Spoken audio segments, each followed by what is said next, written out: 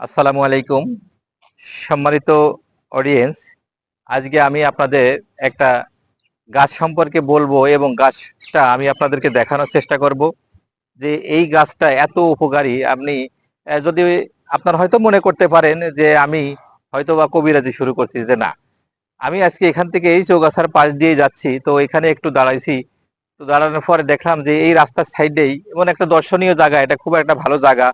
যে জায়গাটা আপনারা দেখছেন, এখানে অনেক মানুষ বেড়াতে আসে এবং অনেকেই হয়তো জানে না যে এই রাস্তার পাশ দিয়েই এত সুন্দর উপকারী একটা গাছ আছে, যেটা অনেক রোগ থেকেই মুক্তি করে মানুষকে। তো আমি সেই গাছটা আপনাকে দেখাবো। এই গাছের একটা পাতা আগে ছিঁড়বো।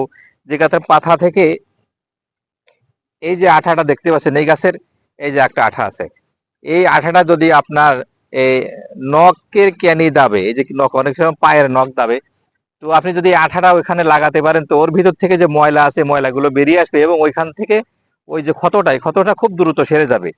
এছাড়াও এই যে পাতাটা আছে, এই পাতাটা যদি আপনার কোথাও আঘাত থাকে, আঘাতের ব্যথা থাকে, সেই ব্যথাটা খুবই উপকার করবে এই পাতাটা।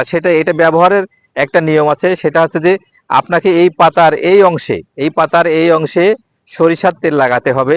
এই সরিষার তেল লাগানোর পরে জ্বলন্ত কোনো আগুন আগুন জ্বলবে, হালকা হালকাভাবে জ্বলবে, সে আগুনের উপরে এভাবে ধরতে হবে।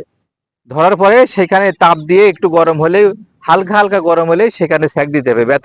ব্যথার যে স্থানটা আছে সেই স্থান বা যে কোনো স্থানে যেখানে হোক সেখানে এর সেক দিতে হবে। যদি সেক দেওয়ার পরে আপনার এই পাথার যে একটা উপকার, এই পাথার সেই উপকারটা আপনি উপলব্ধি করতে পারবেন এবং আপনার ওইখানকার ব্যথাটা আপনি যদি নিয়মিত কন্টিনিউ কদিন দিতে থাকেন, আপনার ওইখানকার যে ব্যথাটা অবশ্যই সেরে যাবে কয়েকদিনের ভিতরে ইনশাল্লাহ। তো আরো অনেক ধরনের গাছ আছে যেগুলো আমরা রাস্তার ধার দিকে দেখি আছে, কিন্তু আমরা আসলে তার ব্যবহার জানি না। তো যতটুকু আমরা জানি ততটুকু সেই সম্পর্কে যদি বলি, লোকদেরকে জানানোর চেষ্টা করি, তো আসলে মানুষের একটু উপকার হয়। তো ধন্যবাদ, সবাই ভালো থাকবেন। যদি সম্ভব হয় এটি ব্যবহার করবেন, আপনারা অনেক ভালো ফলাফল পাবেন ইনশাআল্লাহ।